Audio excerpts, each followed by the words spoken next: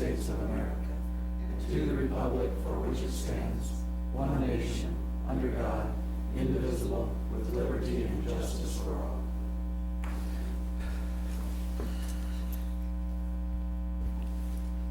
You only have one item on tonight. That's the 2017 Economic Development Annual Report and the 2018 updates, and that'll be presented by Jason Hildworth.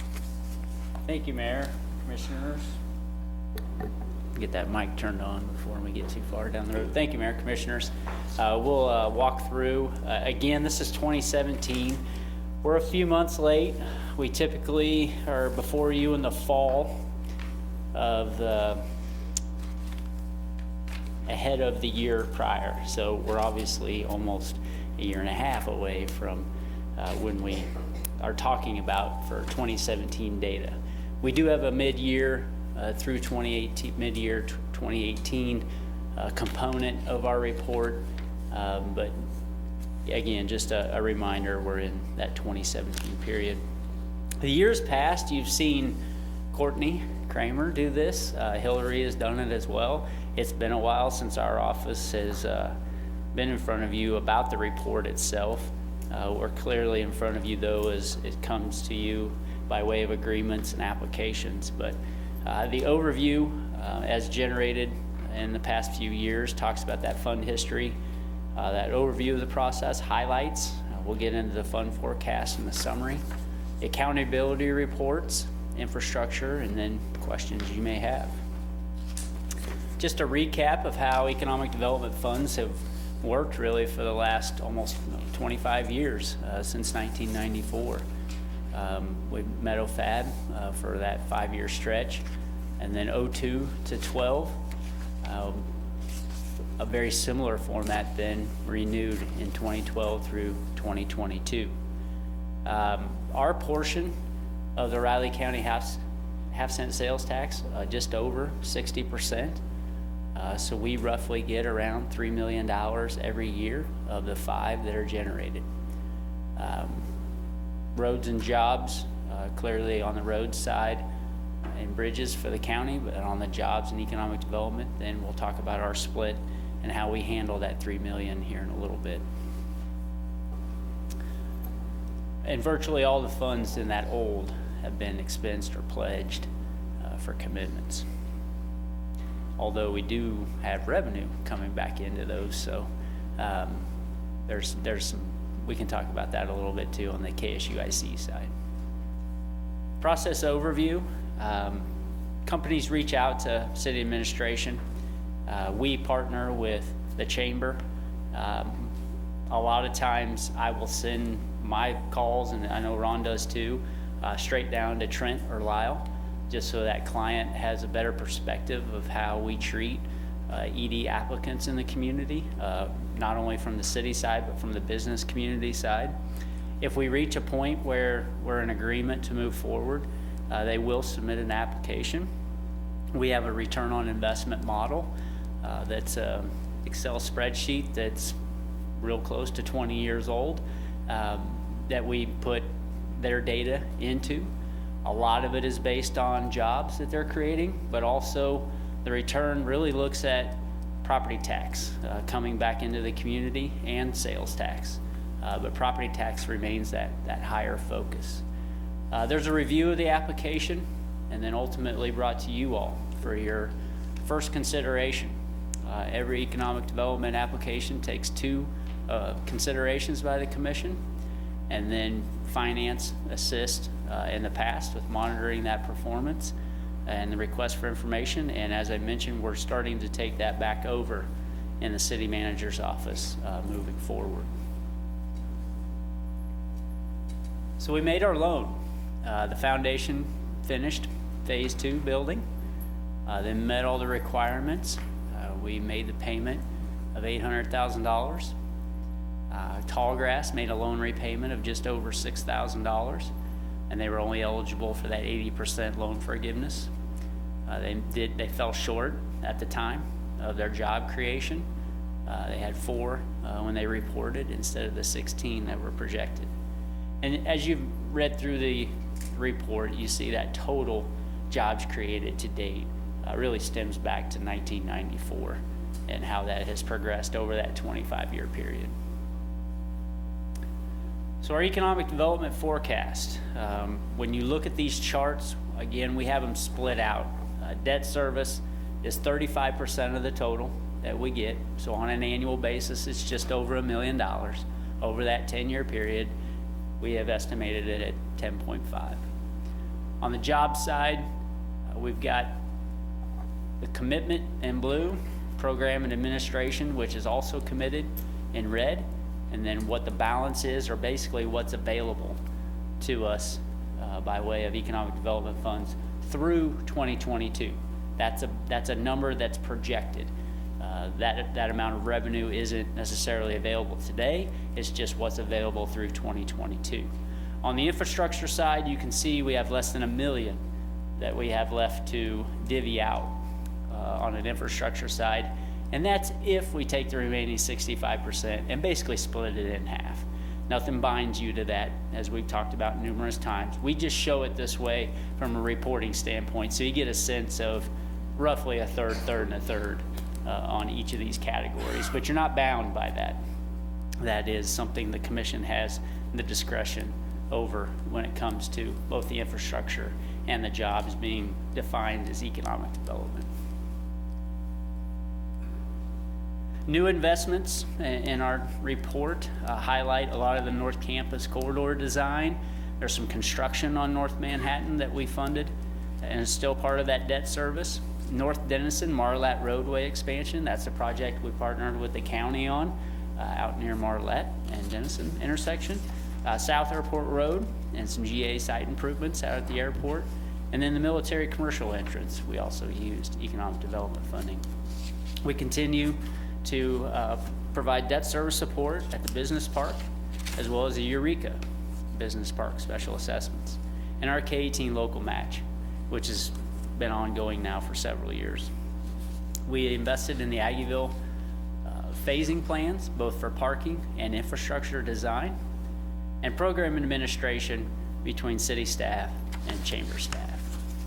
From an infrastructure perspective, you can see, as the previous slide pointed out too, that $8.8 million is what we basically committed, leaving just less than $1 million available for future projects over the next 3 years.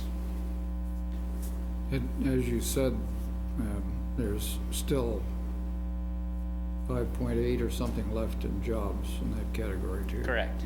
Yep, just the slide prior. We didn't create a job slide, but we have the foundation, tall grass, and more recently, Ultra ICE is the only 3 recipients on the job side. So we do have a balance there. You've been approached by the chamber. They've talked about fencing off, I think around the $4 million figure, just keeping that in the queue for us to be able to react to things until 2022 or the discussion of a renewal comes up.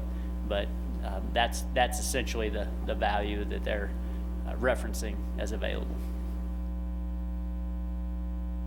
Mill levy reduction, as I mentioned, 35% of the revenue that comes in, we dedicate towards bond and interest. And this is a timeline that shows you how that has impacted the mill levy and the bond and interest fund since 2013. As the mill grows, the value of it obviously is reflected here. It's not as if we're taking less money in, it's just the mill's worth more. So the 1.866 isn't a reflection of less revenue coming in, it's just that the mill has increased and surpassed that $500,000 threshold. So now we're at about $550,000 for a mill. So when we put $1,050,000 in, it doesn't quite get to 2 mills. But over time, that'll probably continue to see that trend as valuation and the mill levy increases. Does that make sense to everybody following that? It's a little bit confusing as to why is our mill levy impact shrinking, and a lot of it has to do because the mill levy value just keeps growing. It's roughly the same amount of money each year going in to help offset that. Metafab created a slide that just kind of summarized where We're still tracking some of those Meadowfab companies and their compliance rates. We have Continental Mills, GTM, and Manhattan Holdings out of that source of funds. We're still looking at their performance as it relates to some of the incentive packages we've provided. Some of those are tied back into abatements in some of our packages. GTM obviously is in that category. And then we've renewed agreements with some companies like Continental Mills. KEC is the Kansas Entrepreneurial Center, which the Chamber gives you an update on every year in their economic development report on how they're managing that site and helping with startup companies. And then the Manhattan Holdings, which we invested originally $600,000. We had a net return of over $250,000. That's on top of the $600,000 we received back. So $851,000 is the return on that, but the net is just over $250,000. Is So- that one, this one is a bit mysterious to me on the Manhattan Holdings. Is there instruments in there that still earn interest? In other words, do we still pull $65,000 a year from that, or how does that work? So in the report, there is a reference to more of income being earned by those companies that were invested in. And when KSUIC used to monitor that a little closer in the relationship with the old MAC, and Ron has a lot more history on this than I, but we're not generating annual revenue. Those were reflected as more of what jobs were produced from that investment as something that we've monitored over time. We still anticipate receiving some returns on that, but we didn't receive any in that calendar year of 2017. So just for kind of expanded discussion on that particular topic, there's a board that has a representative of the city, and I serve on that board, and then there's a representative from the foundation, and then there's also a representative from the state of Kansas, who were the original partners in this seed and venture capital fund is what it was. Yeah. And so originally there are still some outstanding investments in companies that received some of that seed capital and that are still active and viable, and there's potential returns there. We just the board has gradually reduced any of the fund balances enough there to pay for an annual audit and that sort of thing, and has gradually made additional returns. So there's not a big balance sitting there. The only thing we would have future proceeds back to us for would be if there were stocks purchased by companies that we invested in, and those would return back to the shareholders, or if we sold that stock. Is there an open listing of the holdings that this has? Yes, yeah, we have that list, yep. It might be helpful, because this has been a bit of a mystery over time, but we can get a list of those things. That might be helpful just Sure. to see. Some of those We can have add that to the terminated, report. and you said some are still ongoing, and Yep, sure. No, I agree. I think this has been kind of elusive since I've been on the city commission. I see numbers between Manhattan Holdings and KSUIC, and even, I think maybe even K-State Foundation, where the FTEs are kind of together. So it says Manhattan Holdings and KSUIC have a total FTE combined of 297, and then it says KSUIC has an FTE of 326, but at the same time, we have Civic Plus and ICE and all. So is there like a double dipping, triple dipping in some of those funds, or is it, I feel, No, essentially the holdings has a very simple contract with KEC for them to manage those funds and manage those investments. So they're overseeing those, and they're, as a result of those investments that they're helping manage, those companies are creating jobs. So they're reporting jobs created on those KEC, Manhattan Holdings investments, and then the KSUIC is totally different group.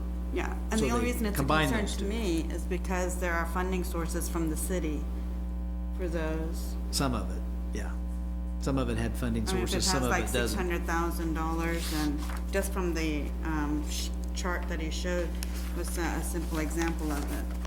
Yeah, that was the total investment by the city into that fund. And then we've actually had over $800,000 in returns, so we've recovered our full $600,000 plus we've made net proceeds. Page 18 of the report is that summary, which highlights Yeah. our investment. Obviously, the foundation and K-Tech also involved. You can see that first financial return of 137 was realized in 2000. And as Ron mentioned, and I mentioned earlier, that total back to the city, 851, 866. Right. I think, I don't know how to articulate it. I think when I see EcoDevo funds, I'm thinking something brick and mortar kind of thing, kind of like a hardcore infrastructure as opposed to Yeah. a strict investment of sorts. We haven't done this very much since that point in time, where we've just taken cash and placed it into our I'm saying. holdings. Yeah. So when we give you those reports, it's about things we did clearly a long time ago, but they're good stories, and their potential is they could still create return. Right. We just I want just you didn't want to- there to be a conflict. And if we're talking about stocks and such that, I just want to make sure that we have all of the information as public as possible, so there isn't a conflict when we are looking at someone who does go through the process for EcoDevo funds. Because we are not intricately involved in that process, whereas the board members that are on Manhattan Holdings and other entities might be making some of those decisions. I hope that makes So, sense. so the current board has gone on record that there are no additional funds to invest. So the only thing that we would gain now would be any proceeds, net proceeds from stock from those particular funds. Each of the entities have recovered their original investment plus had return proceeds, and so there's not anything active.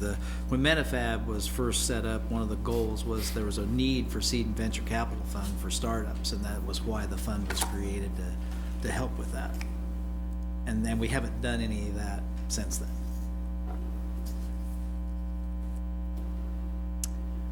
I'll hop into the 02 to 12.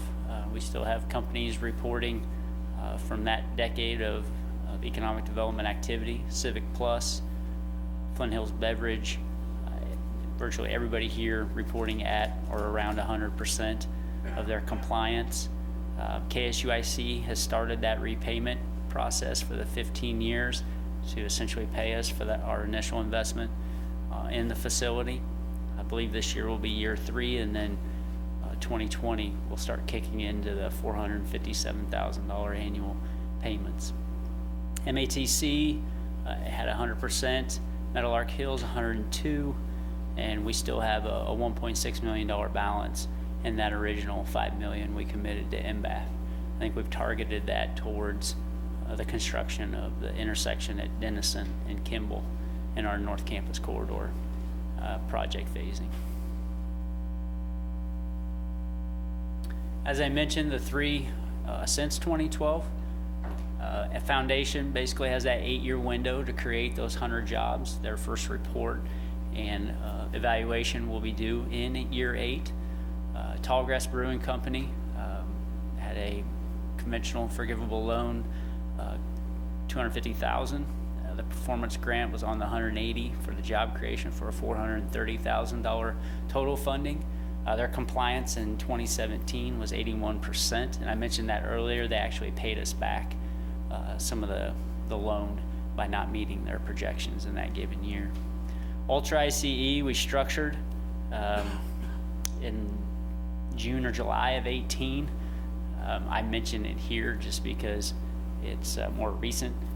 We still haven't executed any of those incentives. They haven't started construction out at the business park just yet.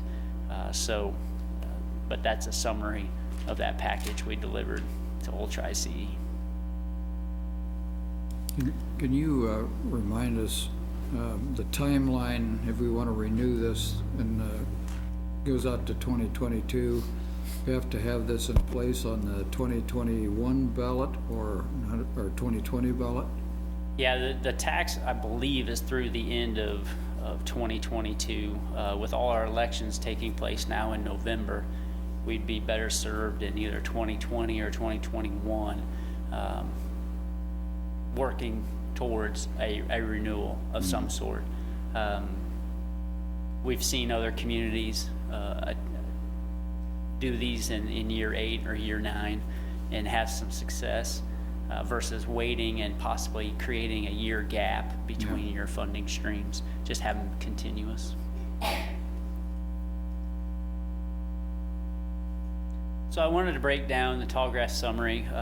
Obviously, a lot of news been generated about their closing. And our loans that we made, both were of $125,000.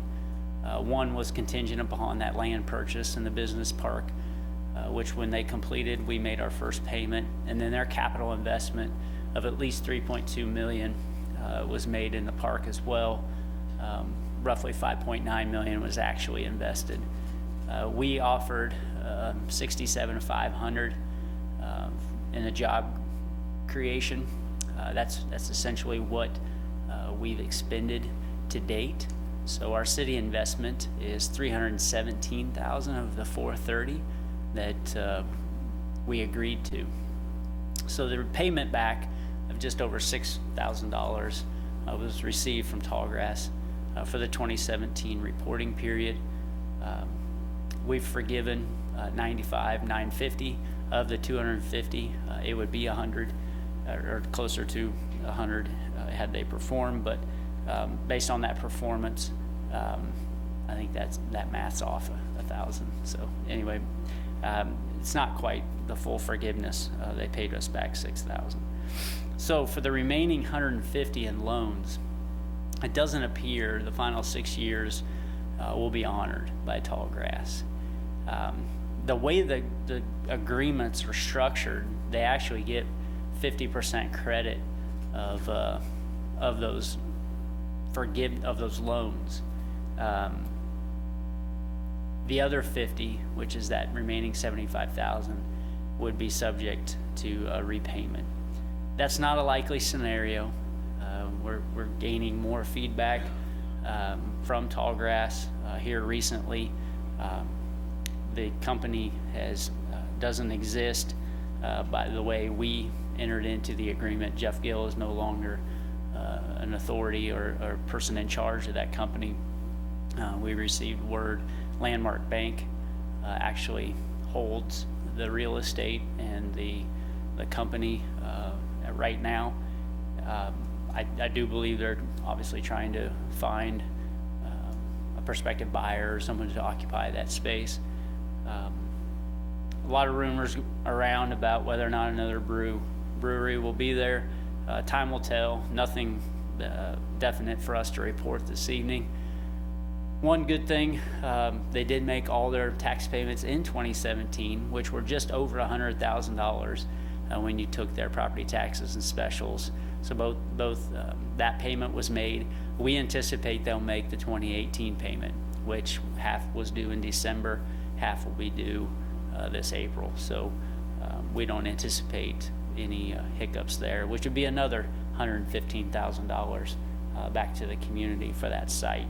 So we're already seeing some return just on the property alone. A large portion of what they were doing in their ED application was centered around that property tax generation, given the value of the site before, which was basically just ag land, to a $5.9 million structure. That'll generate quite an increase in the tax bill.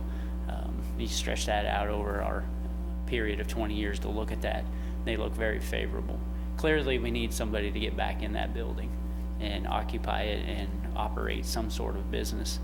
More than likely, though, our agreement will essentially stop, and our 317 out the door will probably stay that way.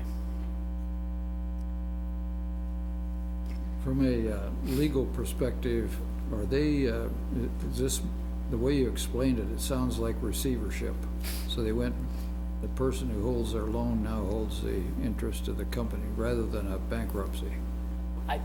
Yeah, I'm not privy on all the details, Mayor. The funding behind Tallgrass, from our information that we gathered during the application process, multiple investors.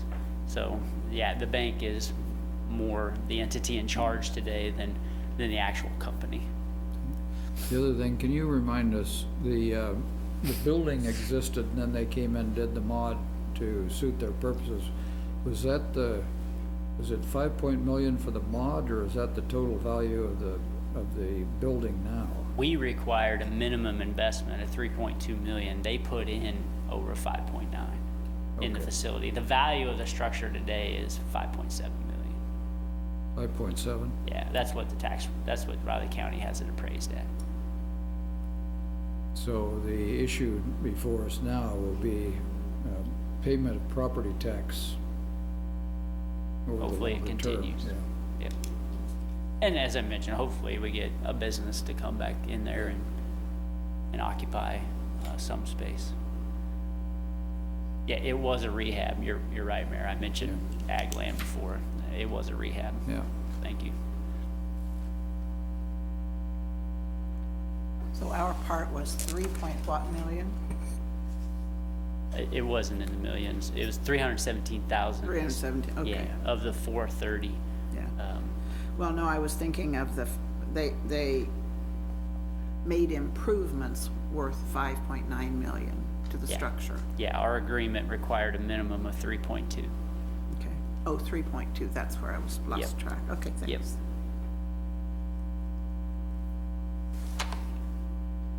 That's all I had this evening for our presentation to cover the report. I will add, we are just buttoning up the tax abatement portion of the report, and we'll have that out on the internet soon on our website, and we'll send you a copy. Mainly, it's the 3 companies that have been part of our abatement in the last several years, between GTM, Icon, and Farrar. Icon being Civic Plus downtown. I know this evening there are folks in the audience representing KBED, our Knowledge-Based Economic Development Partnership, and they are here to make a presentation and provide you some comments this evening as well. I wanted to ask how soon you expect Ultra Ice to begin their, you said they have not initiated or, reached the point of of the city paying them for the incentives, but, That probably is gonna be handled better by Trent. Okay, He that'd probably be fine. knows We can a wait. better update than I do. We haven't heard a lot from Randy, Okay. since we executed. I just wondered, But it's he may not- have a better feel for I that. just wanted to keep track as Sure. things go along. It's been 6 months anyway, I think, since we did the original. And it takes a while sometimes Yeah, to start up. so- We were June, July of Yeah. 18, so yeah, about 6-8 months, yep.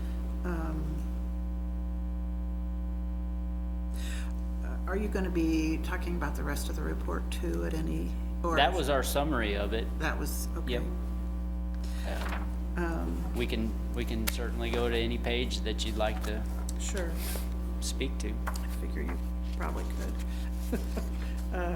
I'm interested in page 23, which is the infrastructure improvements for the airport. And I hit that and I'm having a little bit of trouble with, so each of the 3 categories mentions an expensed amount in 2017, and then another note that says total committed. So for the general aviation site improvements, we committed a total of $470,000, but in 2017, we spent $158,000, $159,000. So the difference is something in 2018 Or 16. or 16? Yeah, those projects probably just fell over Okay. the so calendar years. You're just reporting the 2017.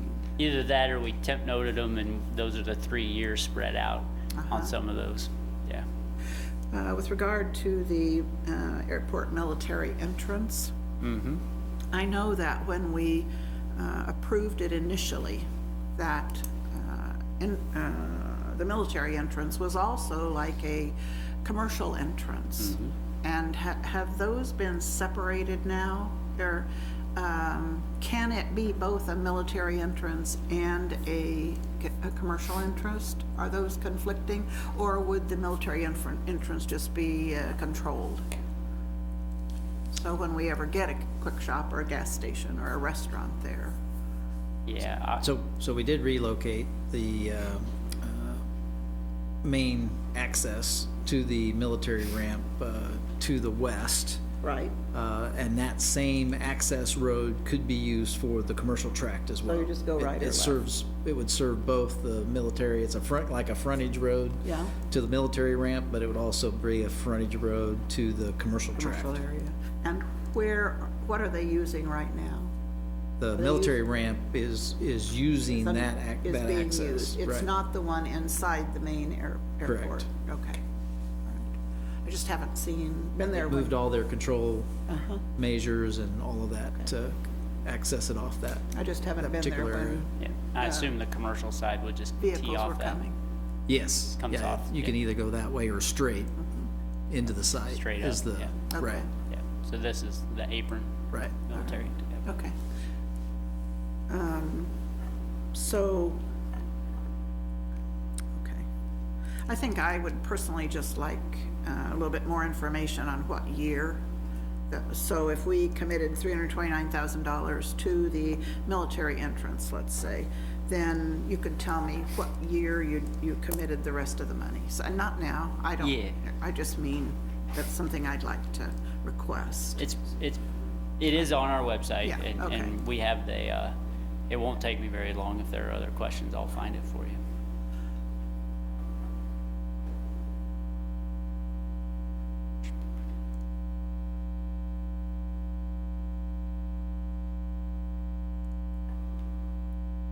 All I'm gonna do is pull up the reports and show you what we did, in 16. Okay, Because there'll be a value associated with 16, yeah, and then 15 will also have $1. There may have been some in 18 as well. Yeah. I'll just send you that summary. yeah, that'd be good. Separately. Yeah, Commissioner. okay. I just want to see the breakdown. Yep, no problem.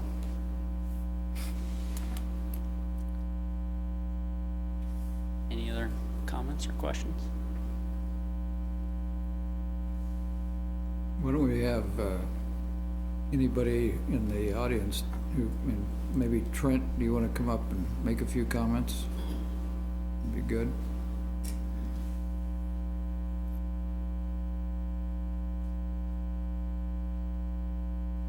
Good evening, Trent Armbrust, Director of Economic Development, Manhattan Chamber of Commerce. Specifically to the Ultra ICE project, Commissioner Morse, that is a project, again, we did an incentive to help them make a decision. They are still working through that decision at headquarters, which is, it happens to be in England. So as they continue to work through that process and evaluate opportunities, we do know that there are some opportunities for growth that are very immediate for the Manhattan site. But again, construction and committing those dollars and actually taking that next step is where we're still waiting for guidance from the headquarters. Thank you, that's good to know. Any other questions?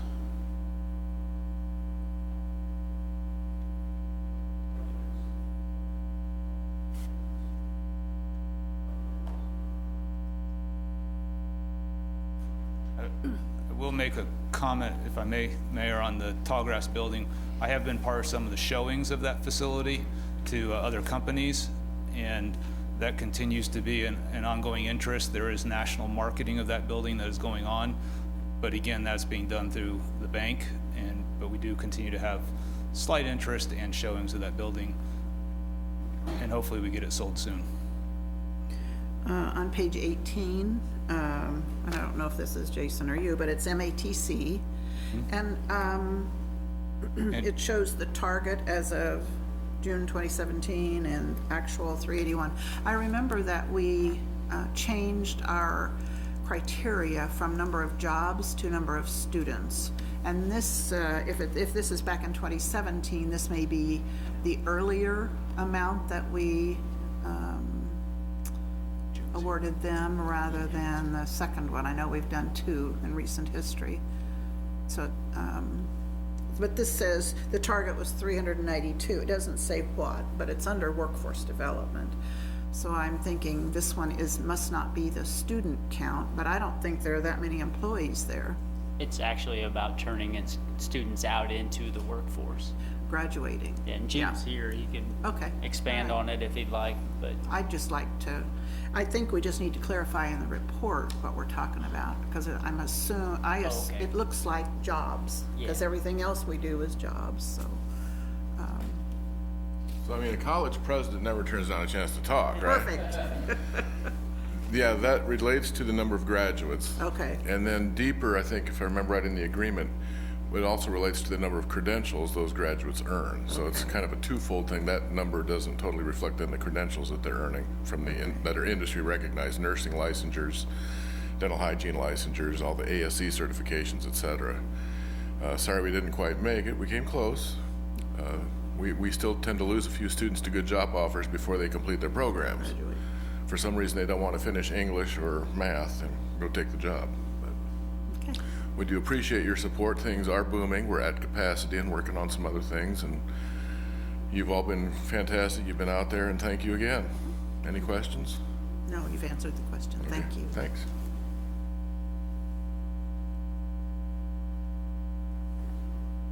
Anyone else? Lyle, Kent? Anything?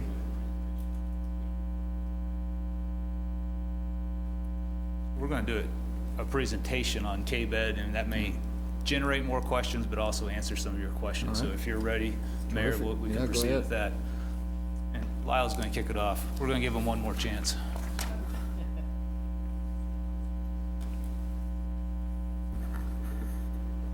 Slides. Mayor, Commissioners, we have been before you before and did an update on KBED, which stands for Knowledge-Based Economic Development. But since we were all talking about economic development tonight, is a little bit of an update, but a little bit of expansion on just generally economic development. Economic development, I've been in the business 30 years and it continues to evolve, continues to change, and we continue to find new and different ways to create jobs and wealth in our community.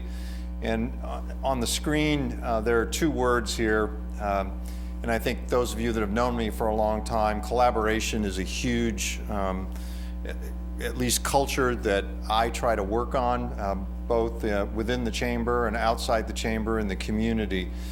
And when we think of economic development, or when I thought of economic development when I first came to Manhattan, it was how can we take an asset in our community that is so important to creating jobs and merge it with traditional economic development.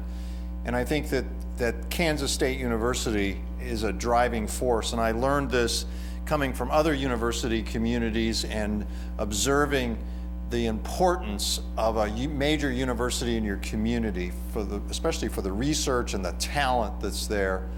And so part of when we formed KBED, it was really formalizing a collaborative effort that we had talked about, but bringing different partners together to make things happen. And a goal of ours has been to make Manhattan a world-class community. And world-class community, in this case, definition is a person, thing, or activity that is among the best in the world.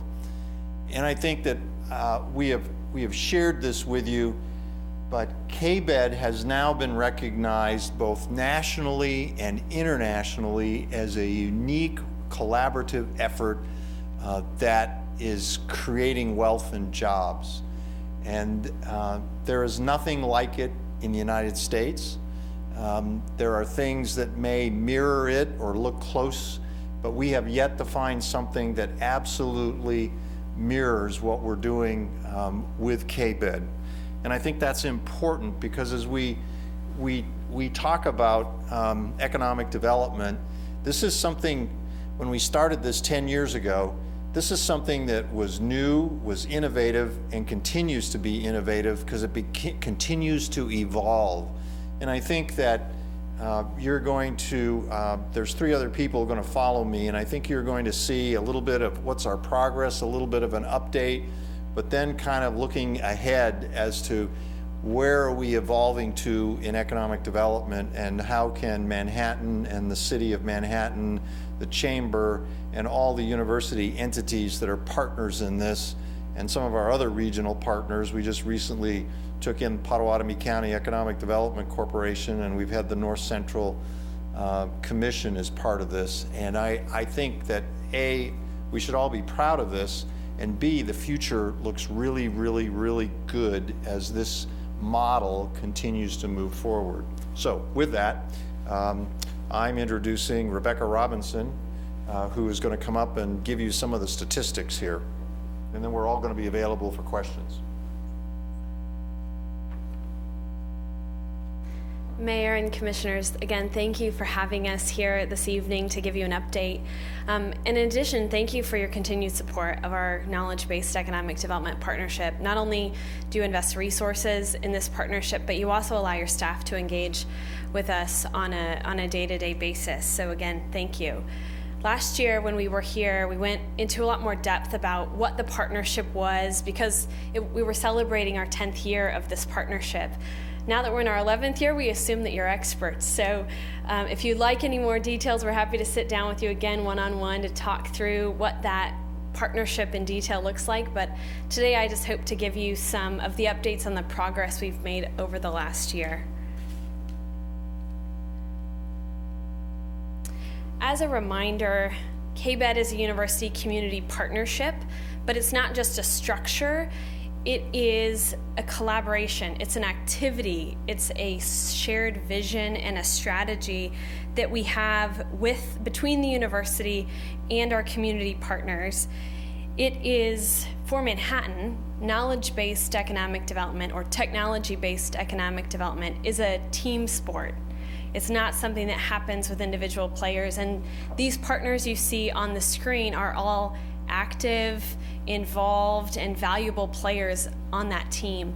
As Lyle mentioned, we've always been regional with the North Central Regional Planning Commission, but we're pleased this year to add Pottawatomie County Economic Development Corporation and expand our footprint. KBED has no employees as a partnership. However, the organization contracts with the K-State Institute for Commercialization and the Chamber of Commerce for day-to-day staff operations. In addition, we work closely with the staff members of the individual partners on specific projects. Namely, we work closely with Jason at the city, Kate Ryan at the K-State Foundation, Vicki Applehands on staff at the Institute for Commercialization, and countless other numbers of faculty and staff at the university on a project-by-project basis, because, as I said, it's a team sport. It takes all hands on deck to do this kind of activity.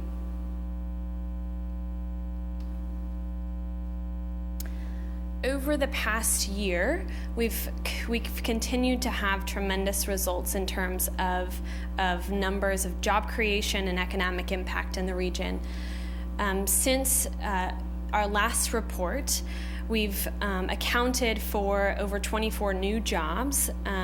These are the ones that the companies or organizations that we work with have reported.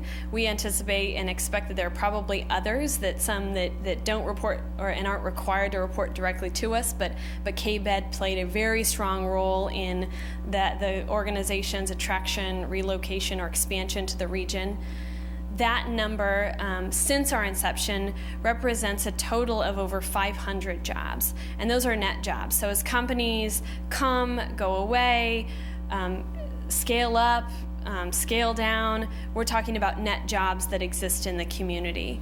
That represents a to-date economic impact of over $48 million and annually salaries of $28 million. In addition, we've seen tremendous amount of capital investment from facilities and infrastructure to personnel, and that capital investment is realized as a $55.9 million investment in the region. Here are some of our company successes over the last over a decade. Since our last report, there are two of note that are new to this list. One is Topcon Agriculture that many of you participated in the announcement of. This is a global precision agricultural company that located in the K-State Office Park and is also developing a strategic partnership with Kansas State University. The other is Diva Laboratories, which is a microbiology lab that will support the food and agricultural industries in the region. Talk about Covetrus real quick. Absolutely. Also, I'm going to chime in here. I'm interrupting her talk. If you look at the logo in the upper left-hand corner where it says Covetrus, that's a logo you wouldn't recognize as being in Manhattan. That was Vet's First Choice until last Friday. Vet's First Choice merged with Henry Schein, which is the second largest veterinary product distributor in the world. And together, those two companies formed a $2 billion a year company revenue. Started trading on the NASDAQ last Friday and actually got to watch it as they rang the bell. So we're excited to have Covetrus here and continue to work with them on opportunities to grow in Manhattan. But just wanted to give you an update on that new company logo. When folks in the community ask me if I work with Trent at the chamber, I say, yeah, he's my coworker. And it's funny because even though we aren't employed by the same organization, that's the type of collaboration that it takes day to day to advance this kind of economic development. Trent finishes my sentences usually. You've seen this slide and these numbers before as we've talked about the North Campus Corridor vision, and I just wanted to keep bringing them back to your attention to remind you that this is both the vision and the commitment that now two K-State University presidents have committed and projected in terms of our relationship and the job creation that we would hope to strive for, but it continues to be, from a KBED perspective, our vision and goal in terms of how we leverage K-State and the knowledge-based assets of the region to create economic growth. By 2035, we hope to create 5,000 new jobs with $450 million in payroll and operating expenses. So from there, I'll turn it back over to Trent to talk about some future thinking about economic development in the region. Thank you again. Thank you, Rebecca. I throw up a few quotes on this slide because they come from an author named Mark Lotman, and that should be a name that many of you recognize. This is the author that spoke to us at the Regional Leaders Retreat in Olathe this year, wrote the book When Boomers Bail. He's a kind of a futurist, but he's also a thought leader in economic development. And his book really talked about the challenge of full employment that we're starting to experience today. So I picked some quotes out of the introductory part of his book. It talks about the importance of workforce and the challenge. And the middle quote, economic development won't be a game everyone can win anymore. Some will have to lose. It won't be equitable. It won't be fair. And then the last one really hits home. A zero-sum labor market will create two classes of communities, winners and losers. And I think we're all at the point now where we want to pick one of those two if we're going to be the winner or the loser. And that's where our opportunity really lies. Because if we understand the challenge that's in front of us and we understand what we need to do to meet that challenge, we can change our community conversation. And that's going to change our priorities. And I think we're at that inflection point in time in Manhattan where we understand the challenge, we're experiencing that challenge. I call it a labor-induced recession right now in Manhattan. We have over 1,000 empty jobs. We're not growing because we don't have the labor. It speaks to exactly what Mark Lotman's talking about this book. So it's time that we've talked about it, but it's time to have some priority changes and develop some solutions. So what are some of the specific challenges in Manhattan? And this is not a comprehensive list. I've already talked to you about the need for a new industrial park, but specifically tonight, we're going to talk about our entrepreneurial and innovation ecosystem. We don't have that robust system yet. We're growing it. Okay, the Youth Entrepreneurship Challenge happens March 5th. We've got 1 million cups. We've got a lot of elements that we've added. We need to continue to grow the entrepreneurial ecosystem. We need more robust startup tools, that startup support, so there's capital, that infusion of cash into companies and then also the culture of an entrepreneurial ecosystem or the innovation ecosystem. Minority-owned businesses. It's been proven over and over and over. Companies and communities that embrace a diverse population and promote minority-owned businesses grow at a higher rate, and they have a more robust community and more robust economy. So that's one area of a challenge for us. And then talent. We've talked about talent a lot with you. Aligning the skill sets, President Jeanette's here tonight, but working with the local school districts or local colleges to align the curriculums and training to meet the needs of today. Retention and recruitment. We've also talked about that a lot, about how we retain the talent that's in our area, the transitioning soldiers, but also the students. But then also, we're going to have to recruit specific skill sets. And do we have the community that we can recruit to? Strategy. So we know there's challenges. What are some of the strategies we're starting to develop? And again, this is not comprehensive. A one-stop shop. We already do a great job. KBED is an example of how we are pulling our community resources together to work in economic development. But we don't have it all together yet. And that's really the next evolution for Manhattan, is bringing the resources together so that when someone comes in, whether it's a new business that wants to relocate here, or someone who wants to start a business, or we have an existing business that wants to grow, that they can go to one spot and we can provide a suite of services that assist in that startup or growth. Another strategy that we've talked about many times, specifically with North Campus Corridor and Aggieville, is that innovation district concept. And again, we will bring the specific characteristics of an innovation district back to you again when we talk about Aggieville.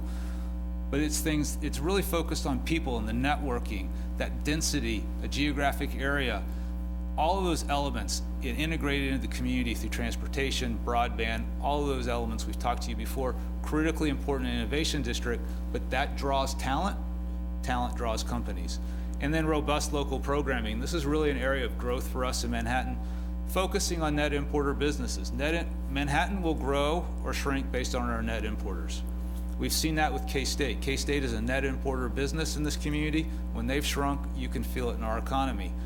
We're going to continue to focus on those net importer businesses, again, through recruitment or startups or a growth of existing businesses. Also, we need to have specific programming to help with minority-owned businesses. And then we need to continue to address how we can help with the capital needs of startups and existing businesses, as well as some additional tools, and it can be personnel tools with the robust local programming. Last, I want to go back to talent. That's where we started my comments with Mark Lottman. Millennials, this was just published by Brookings. They did an analysis from 2012 to 2017 of what are millennials attracted to. It came down to two things: knowledge-based places, knowledge-based economic development, innovation districts. That's what millennials are attracted to, and then a lower cost of living. And while we talk about a high cost of living here, relative to many of the communities in the United States, we're still a low cost of living. We have those advantages. Now it's time to capitalize that. What's also interesting in their report is that they talk about larger metro areas, and one of the top 20 metro areas that have been successful in attracting millennials is Kansas City.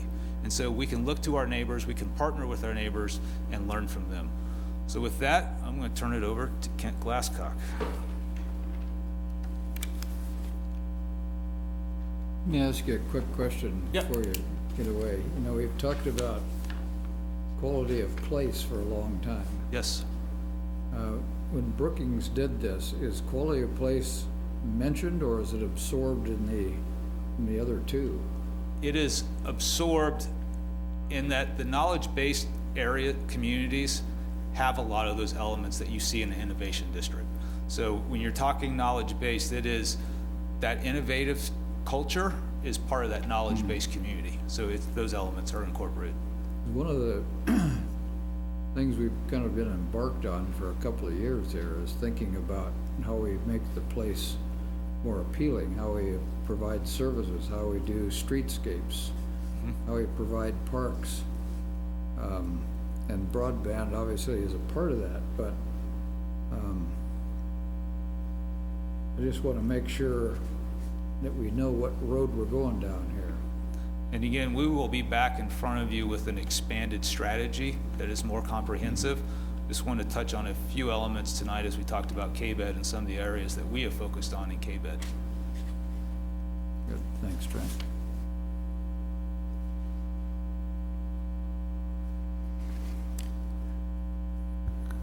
Mayor, members of the commission, I am Kent Glasscock with K-State's Institute for Commercialization, and before I sort of close the PowerPoint, Mayor, let me just say that from my perspective, quality of place is everything. The race that all of us are in is a race for the globally talented, and the globally talented can go anywhere. They can go anywhere in this country, they can go anywhere in this world. And it's on their strengths that economic prosperity will be generated. And quality of place matters, and it matters a lot, particularly for the millennials and the generation that follows the millennials. Just as a point of perspective from my viewpoint, the world economy that we all operate in now is demanding that we become more aggressive and more innovative in finding ways to build prosperity. And I believe, and Mark Lotman, the quotes that Trent used from Mark Lotman indicates that there will be winners and losers. And I think that what Manhattan needs to understand is that every community in this country and communities around the world are either on the road to economic prosperity or on the road to economic mediocrity. It is not in the future of communities like Manhattan to be pretty good. If we're pretty good, we're headed toward economic mediocrity. The global competitiveness demands that we seek strategies and collaborations that match those strategies and collaborations that we see from the best of the best around America and around the world. In Manhattan, I think, as has been referred to on a number of occasions, we're incredibly fortunate to have a collaboration of the city of Manhattan, the business community, and Kansas State University. We are, in a sense, fellow travelers on our journey to prosperity or mediocrity. And I think that as fellow travelers, we have learned how to help one another along the road. And as Lyle opened the PowerPoint, we are doing it better than most anyone in this country. When Rebecca and I go to gatherings of university leaders, public university leaders, we are told repeatedly that K-State and the city of Manhattan are doing things that nobody else is doing. Now, we're small. You know, we don't, we're not blessed with the size and billion-dollar research enterprise of some of the universities. We're not blessed with a large urban environment in which to leverage and to focus on. But what we have is one another. And I think as we look to the future, what we have to understand is that our journey on the road to prosperity right now is going to need to focus on these three things. The first is to really transform our strategies for economic growth and prosperity building to match the global competitiveness of the world economy. The second, you've heard this before, the renewal of the sales tax that includes a component for economic development is critical. And we've had great success, and we're going to have a great story for that renewal, but this body is going to be the one that decides when and how that sales tax renewal put before the voters of this community and or the county. And lastly, I might mention that with the Chamber's guidance, the community about 2 years ago entered into a fresh look at how we stack up around with our fellow communities around the country, and also how we stack up in terms of strategies to grow our economy. And Region Reimagined is clearly pointing the way toward a more collaborative, not just Manhattan, the Manhattan City and Kansas State University, but a collaboration on a regional basis to try and leverage economic prosperity, utilizing all of the strengths of the region. So I think in a sense, what I want to leave to you, what we want to leave with you, is you should be very proud of the collaboration that we've created here in Manhattan. It truly is special.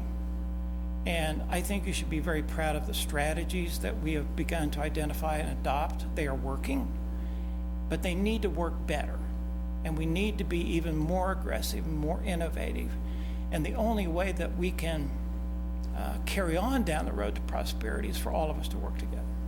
So thank you. All of us have thanked you before, but thank you so much for the partnership that you have with Kansas State University and the business community of Manhattan and this region. We're very grateful to you. We're very excited about the future, and we're very excited to go along this road together with you. All of us would be happy to stand for questions.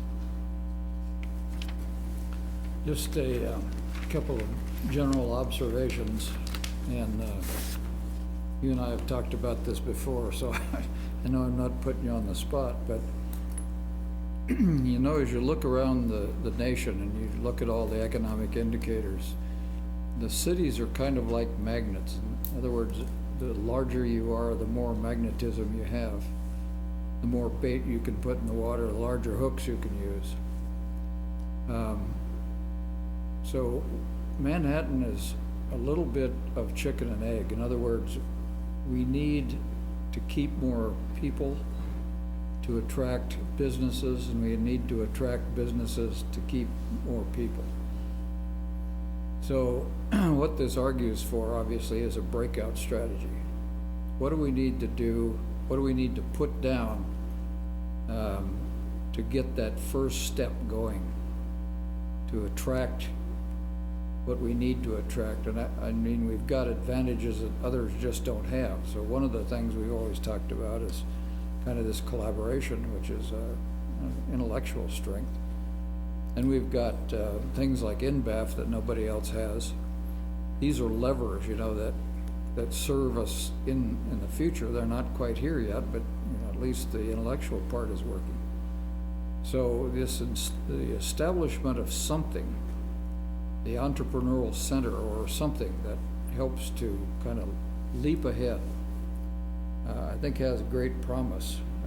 And of course what it takes is the venture capitalist, and I mean, this is one of the problems of a smaller city.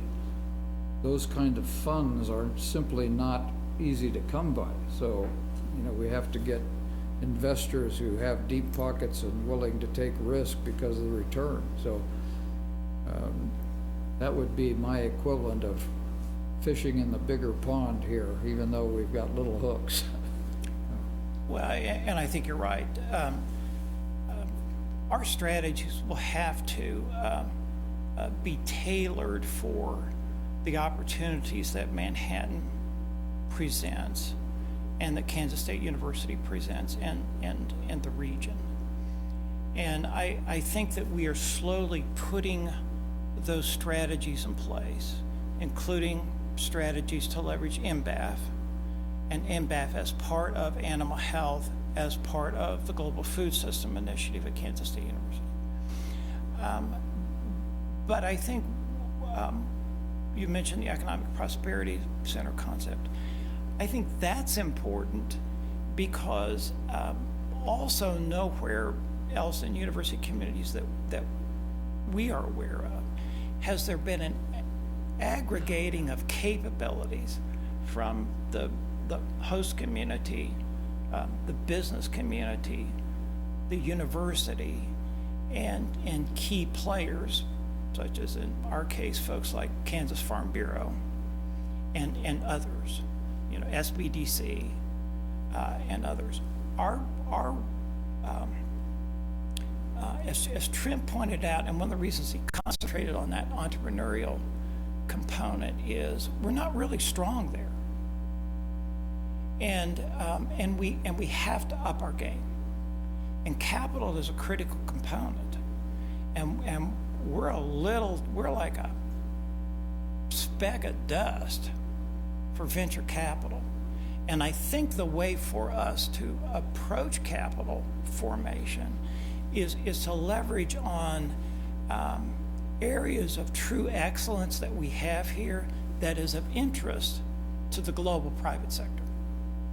And so our capital formation strategy has got to be about forming new companies, but also leveraging key areas of strength that money is flowing to on a global basis. And the food system is one of those areas, clearly. So I think that you point exactly to, you know, sort of a weak spot, Mayor. And one of the things that we are going to have to do, and will be doing again through Region Reimagined, is creating strategies and a possible roadmap for us all to work together to achieve. In this part of our sort of community-wide strategy that is very weak. And we've got great startup companies and stuff, but we do not support them in ways that other communities and other universities do. Yeah, that was great. I think also the speed is important. You know, you mentioned kind of we're turning our feet pretty fast, but others are turning at the same speed. So to win, we've got to really ramp it up. Yeah, we are not in competition with Lawrence or Ames. You know, we're in competition for the global dollars. When Trent speaks of net importation of dollars, it's about having businesses or economic engines that import dollars from outside the state of Kansas. So, you know, we got K-State, we got Fort Riley, we've got a bunch of stuff, but we have to have more of that. And I you know, if you blink, you lose. Yeah, I think, thank you, Kent, Trent, and Rebecca. You know, I think we do have a good partnership with all the agencies, but I think we are very behind the curve. We are not in the middle, we are not even in the front, because I don't believe we are thinking out of the box. If we have businesses that want to come here, but we don't have the talent. That's what I keep hearing. We don't have the people that they want to hire. We don't have enough people that want to hire. When I look at the drag show that they had, is it the drag queen show that they had at McCain, it was packed. Previously, it used to be just a few hundred here and there. That's become a trending point with our young people. Things like that are what are going to get people to come and make Manhattan an exciting place. There's going to be jobs wherever you go, internationally speaking. It's about life experiences. And that's what they're looking at. It's not even millennials anymore. You're looking at people much younger than that want to stay in Manhattan, not just get their degree and leave to a more exciting place. It's not about the job anymore. It's about excitement. It's about, I only have one life to live. I want to work, but I want to have a lot of fun while I'm doing it, kind of thing. And we're going in that direction, but more of the board members need to be of that generation, of that gender, of that minority sector. I don't see that. All the boards I look at, wherever I go, I shouldn't be the only minority woman. That should not be the case. I cannot speak for every non-white person all the time. I can hardly speak for myself. So that can't be the representation. For that to change, you need to go to them. They're not going to come to you. You need to handpick those people from high school, from college, from your human ecology department, whatever area they're in, music and art, whatever it is, and bring them to the table to see what they want in their community. Otherwise, you're just gonna keep getting the same old ideas, and those are the same old ideas that are in every single boardroom that has the same people. It's not innovative. And it's not that we're working less hard or less smart or anything. We have things that are happening right in front of us that we are not tapping into. Aggieville is a huge component of that. All of those, some of those people that go into the restaurants or the bars, some of them have to be at the board table. They're going to be the reason they want to stay in Manhattan, not, yeah, I like Aggieville, but I can't wait to get my degree and leave. Well, That's and I what you need. you know, and you raise a good point. Two thoughts occur to me. One is that we have to create global opportunity for people who choose to stay here and live here. And the second thing that we talk about at KSUIC is that the globally talented today don't look like me.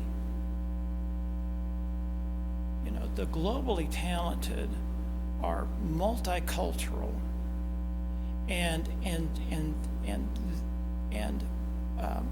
we have to be the kind of community that welcomes and has a quality sense of place that is commensurate with what the globally talented is looking for. And so it is all part of you know, the mix that we have to achieve in order for us to truly have a chance, you know, in the next generation to be prosperous here. Nothing is written. It's not written anywhere that Manhattan is going to be prosperous forever. We have to work really hard. You know, if we blink, we lose, Mayor. And I think if you just look at Region Reimagine, one of the decisions we took relatively early on was that it had to be diverse and it had to be comprised in great amount by younger people. Because otherwise, I think, Usha, you're exactly right. You get the same kind of approach. And you know, the participation that we've gotten in Region Reimagined, particularly as regards the offsite, was pretty darn good, I thought. Good ideas, kind of lead turning some of the older people kind of sitting back and listening to young people who have different ideas. And so hopefully all that will be incorporated. And I think we're making some progress there.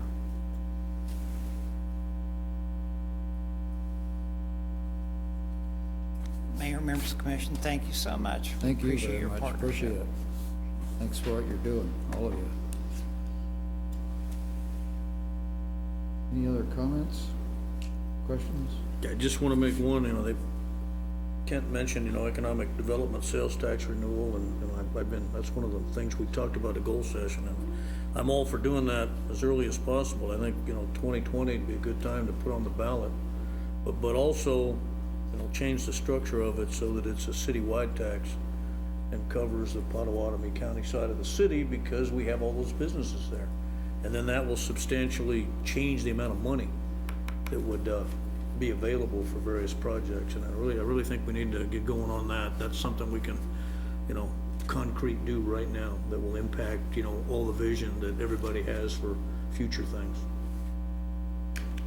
You think November 2020 is right for that, or Yeah, I even think, earlier? I think so. I think it'd be tougher to go too much earlier, you know, and I don't necessarily disagree with you, Commissioner, but I do think that you might recall one of the things that we were suggesting is developing our own city comprehensive economic development strategy and policy.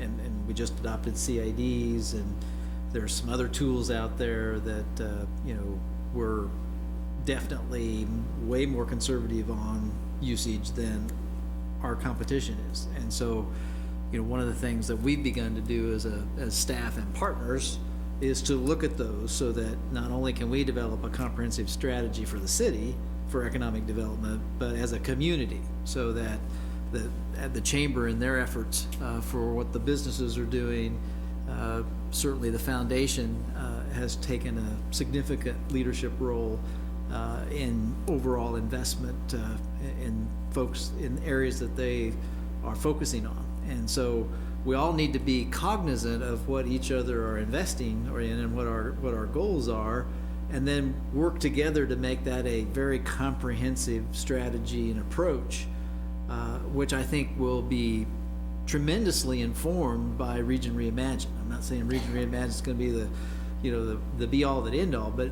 we're taking some really great time to do some very comprehensive strategic planning that's going to inform all of us. And I think if we use all that information wisely and implement that as a community economic development strategy, not just a city economic development strategy, and then we want to talk about, okay, if we have those funds, how are we going to utilize them? Really needs to be part of our story for having that sales tax renewed. And I think that'll take a little time. So I think 2020 is probably about right. I'd just like to support Yusha's point and the mayor's about making sure we have diversity within our own groups. With regard to Region Reimagine, I'm really interested in stressing the region part also. The imagination is, they're the same thing, but sometimes I feel like Manhattan, first of all, we get blamed for everything, you know.